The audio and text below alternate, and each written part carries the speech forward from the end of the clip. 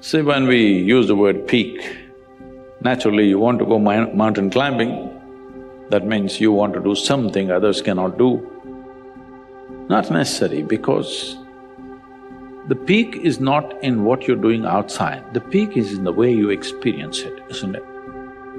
Somebody can do something very small with very profound experience.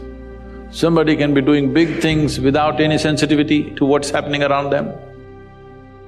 So essentially, what you're looking for, just look at this as yourself as a life. Right now you become so many social entities, you may be lost in that, but actually you're alive. Most people realize they're alive only when they're threatened with death. Till then, they're something else. They become so many other things. No matter what work you're doing here, you're just a piece of life, isn't it? It is a fortune that certain things happen through us, which will impact many other lives, wonderful. But still, this is a life only if this life functions in its best possible way, everything else will happen. Best possible way means what? Is this very clear that you're not taking your own apartment when you go, when you die and leave? You're not taking… They tell me you're creating very nice apartments and you're not going to take it, right? Your own accommodations you can't carry, you know that. So obviously, the only thing that is left here is the profoundness of your experience, isn't it? How profound is your experience? To make our life profound, somebody says, if you have education, you can do this. Well, everybody went to the university, I didn't. Somebody said, if you have money, you can do it, everybody ran after it. Somebody said, if you can get married, it'll happen, everybody got married. Somebody said, if you have children, then it'll happen, everybody did that. Somebody said, this is not it, you must get power in the world. So people ran after that. Essentially, what should happen inside, you're trying to cause from outside. What should actually happen within you, you're trying to cause it from outside. Yes, it is possible, sometimes it can be stimulated from outside, but it has to happen within you. All human experience comes from within you, is that so? Your joy and misery, pain and pleasure, anything and anything, agony and ecstasy can only happen from within you. The question is only, your joy, your peace, your love, your ecstasy, is it on push start or is it on self-start? I'm talking about upgrading technologies. There was a time in 1950s or 1950s, if you bought a car, you needed two people to help you in the morning because it's a push start. If you got one in early 60s, it's a crank start, you need one person to help. Today all our cars are self-start, right? Technological upgradation. Things which are most vital to you, the profoundness of your experience, the pleasantness of your experience here. But right now it's all on push start. If you have to be happy, how many people we have to fix in this world? If you if you have to be peaceful, we have to fix the entire world. So there is an endless amount of conditions for your experience to be in a certain way. And in pursuit of human well-being, we've turned the world upside down, we've ripped the planet apart, but still we are not the most joyful generation. We are definitely the most comfortable generation ever. Never before another generation of people have enjoyed these kind of conveniences and comforts as you and me are enjoying right now, isn't it so? Never before. But can we say with all these comforts we are the most joyful generation? No, not true. I'm not saying we are more miserable, but definitely we are not the most joyful. Are we peaceful? No. Are we loving? No. So our experience of life is still like how the caveman's experience was. Same anxiety, that guy was worried, where's my food? You're worried, where is my next apartment? Endlessly, you think it's different, it's not different. It's rudimentary, isn't it? Hello? The idea of organizing our survival process the way we have organized is, we need not be concerned about it, isn't it so? Hello? You open the tap, water comes. Don't think it's small, it's a small thing.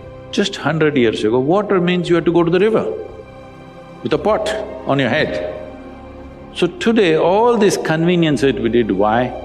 Because we don't have to concern ourselves with daily survival. Everything is organized. Now we believed if all these things are organized, we will sit here blissed out. Well, that's not happened. It's not happened simply because we have not taken charge of this.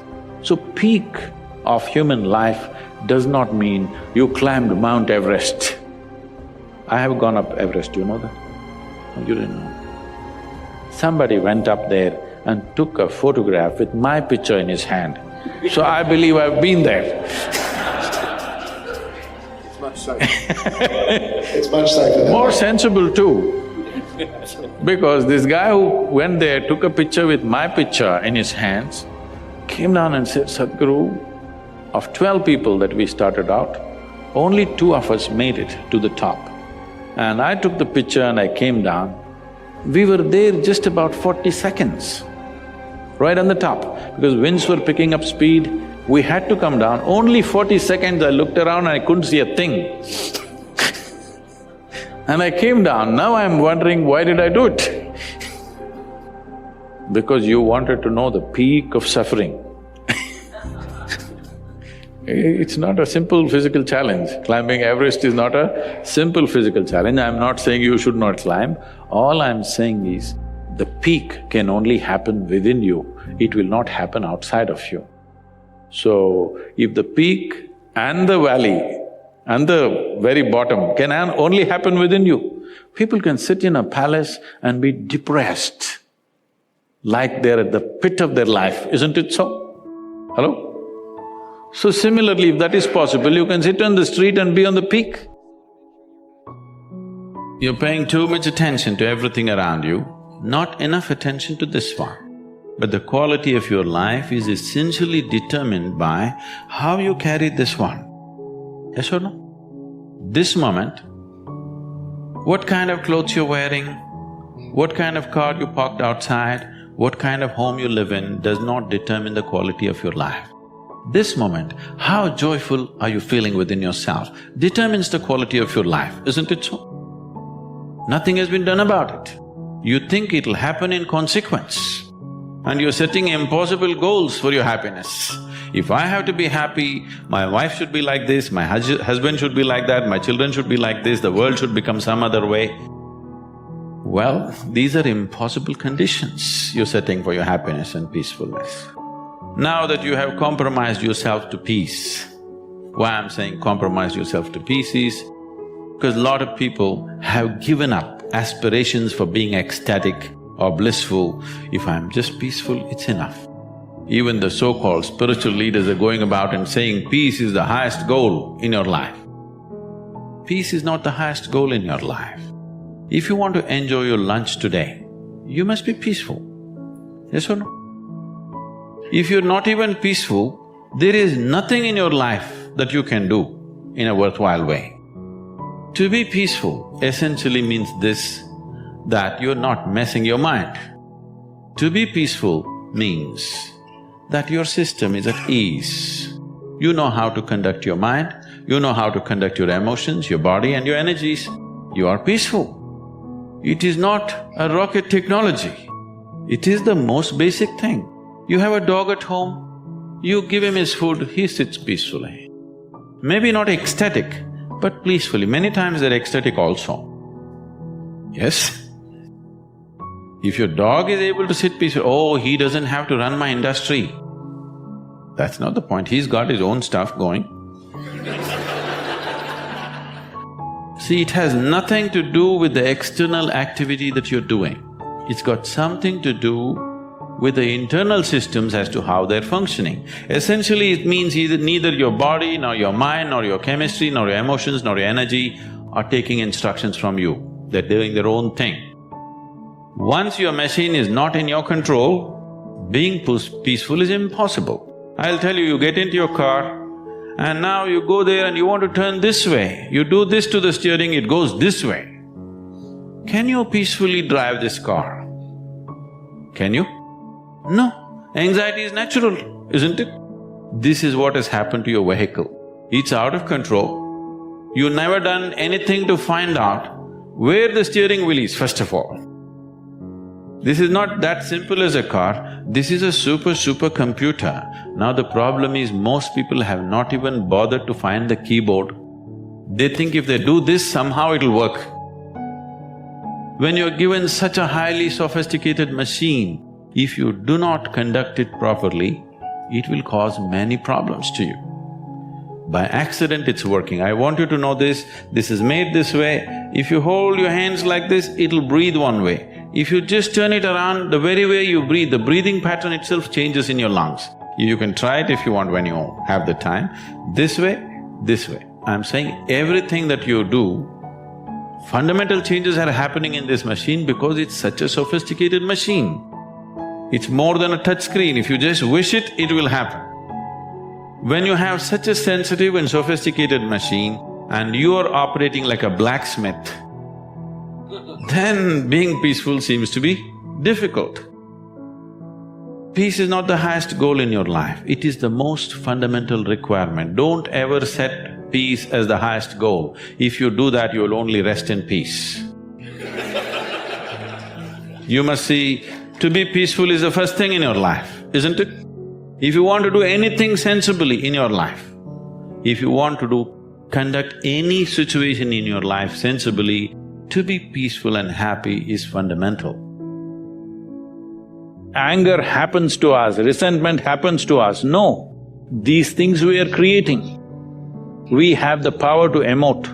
We can make it love, we can make it joy, we can make it ecstasy, but people have chosen to make it tension, anger, resentment, hatred, they've turned it that way. Now they will claim this is because life has been unfair to me. Life has not been fair to anybody. Life is simply rolling, it's for you to learn to ride it. Sometimes we're in uncomfortable situations, sometimes we're in comfortable situations. Sometimes we're in situations where we know exactly what to do, sometimes we're in situations where we don't know what to do, sometimes somebody else is controlling the situation, sometimes you're controlling the situation. This is how life is. If you are constantly stepping into unfamiliar situations in your life, that means you are growing at a rapid pace. If you are constantly in comfortable situations, that means you are a stagnant life. So if you look for comfort, if you look for a comfort zone, because the moment your thoughts and emotions are going to torment you with external stimulation that happens, what will you choose? You will choose a comfort zone. This means you will limit your life. So the moment somebody can cause you pain or suffering, this means unknowingly you will make the very scope of your life very limited. Only when a person loses this fear of suffering, that no matter what happens, this is how I will be, if this assurance comes to you, then you walk full stride, because whatever happens in the life around you, it will not really make you suffer. Once you are free from suffering, only when you're free from suffering, when you're free from the fear of suffering, that is when you will explore your life in full depth and dimension. Let one human being honestly say, when you are with your most loving parents, however doting and wonderful they were to you, that you never felt this is not where you want to be. That is a dishonest human being. Because love gets tedious, somebody's fondness gets very tedious, comfort gets tedious. Because the nature of life is, it wants to constantly expand. If there is no room for expansion, it doesn't matter you are kept in a whatever, I won't use because everybody uses the word golden palace. I think golden palace is totally unaesthetic in my my visual perception. I hate golden palace, but whatever is the most wonderful palace, or as you say Shangri-La, whatever, it'll get tedious. All the heaven-bound people, they don't know how bored they will be within 3 days in that place of goodness. So I'm saying it doesn't matter, it's not because there's something wrong with your parents. They may be most wonderful people, but the very nature of a human being is such, Only if you're a pet animal, if you have reduced yourself to that, you're just happy with the meals that you're getting and somebody is fondling you once in a way and you're happy with that. For that you must be a pet animal, you should not be born as a human being. Once you're born as a human being, it is natural wanting to break barriers. So when you're young as a child or a teenager, you think barriers means they're all physical. Before you understand, the barriers are not really physical. Whether you build your own house or you live in your parents' house or you live in a slave master's house, the house and walls are not the barrier. It is all within us. Before you realize that, or how soon you realize that, will lead to either transformation or frustration. I would say there's literally no human being who is not confronted with a thought and an emotion like that, but they manage to brush it aside. It doesn't bother them enough. The pain of not knowing doesn't tear them, that's the whole problem. They come to terms with ignorance, they make a deal with ignorance. They will build relationships where everybody will confirm this is the best way to live. Of comfort, companionship, love, affection. These are all things you're seeking. I know a whole lot of people have raised human emotions to heavens. If you say love, they say divine love. If you say joy, they say divine joy. If you say bliss, they say divine bliss. You don't need any God's help to be joyful, loving, peaceful. As a human being, you're endowed with these qualities. So all those who deprived themselves of that, they either seek God or they settle for a dog. Yeah, usually. Because they want unconditional love, this is a demand. Because the nature of love is such that it's like a flower, if you don't watch it for 2 minutes, it'll fall. It'll wither and fall right there. Either you want to let it fall, or you have to nourish it every moment, or you have to concretize it. That means you take a picture and keep it on your phone screen, or you institutionalize it with marriage or this or that. So essentially, well, I'm not against any institution because institutions are needed in the world to operate, otherwise there'll be chaos. That is a different thing. But you cannot institutionalize joy or peace like right now we think United Nations is the institution for peace. No, you cannot institutionalize peace. You cannot institutionalize joy. You cannot institutionalize love or anything for that matter. The institutions are functional.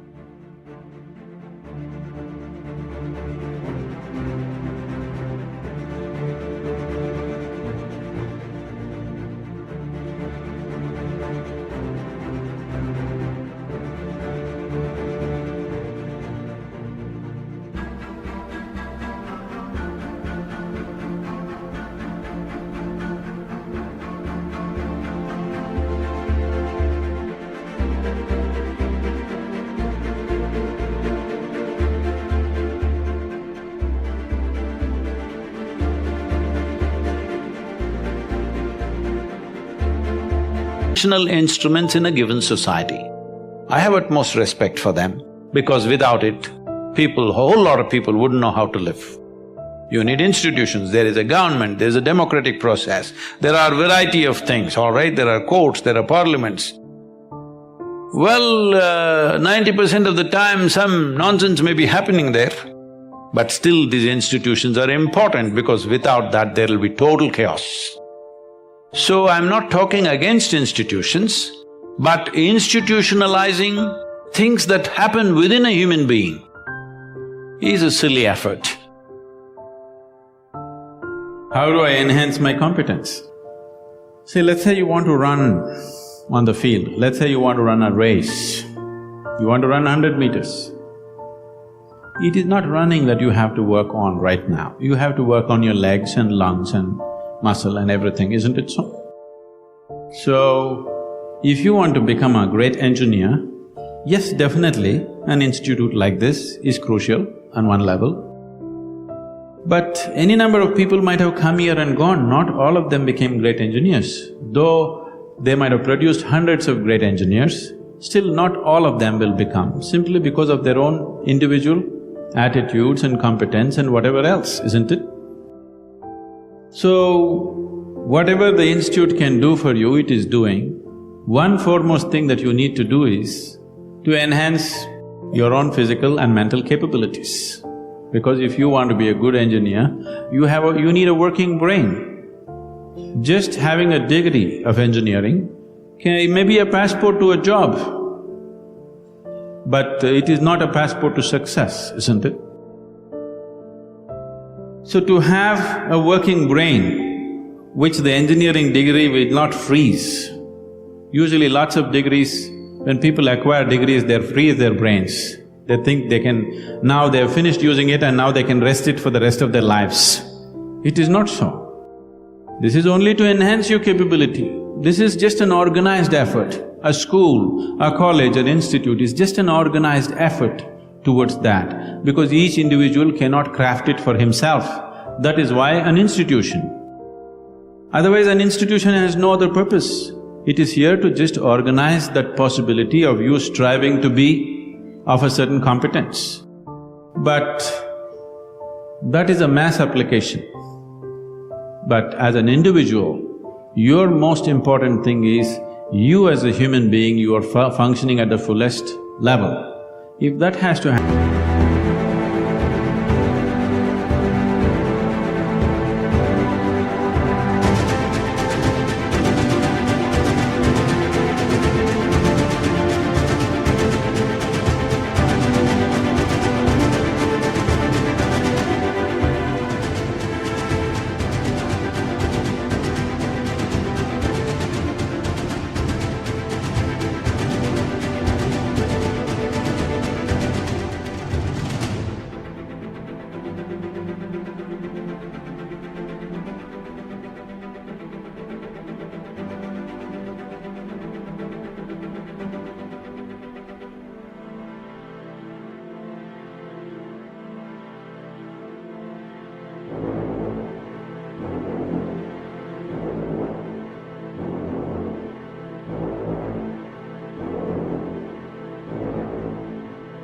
happen, there are other dimensions which one needs to explore. Unfortunately, though these sciences and technologies for inner well-being have been the mainstay of this culture for thousands of years, today we are largely losing it for various reasons, because we want to imitate somebody else. We don't want to imitate our grandfather Topiwala anymore. We want to imitate the hat seller from another country. Because of that, we are losing those things, but we should not. We have to bring it back into our lives. This is very much a part of the way the culture itself is structured, that it is all about the human being. See, this is the only culture which talks about, which even an illiterate person in this culture is aware of, that you can actually evolve to another dimension of existence. Even if I go into a village and talk to an illiterate peasant who has not read anything, who doesn't know anything, who's not heard any of this stuff, even to him if I go, he will not ask me, give me a golden horse or something, he'll say, "Enakku mukti venum Swami." He's saying he wants ultimate liberation. Where did this fellow get this? Nowhere else on the planet this is possible. Nowhere else on this planet is it possible that an illiterate person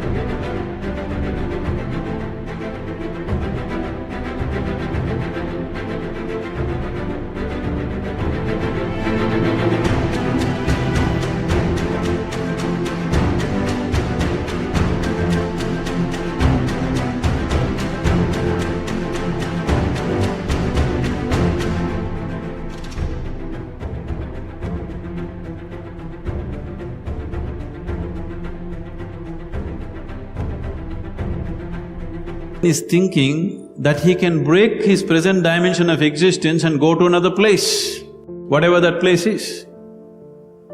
So, this was bred into our culture so deep, we should not lose it. It was not just the idea, there are technologies to become free. If you became free from the process of your body and the process of your mind, if you can sit outside of it and work it, you would work it brilliantly, do you understand? You would be able to use this body and use this mind only when you are able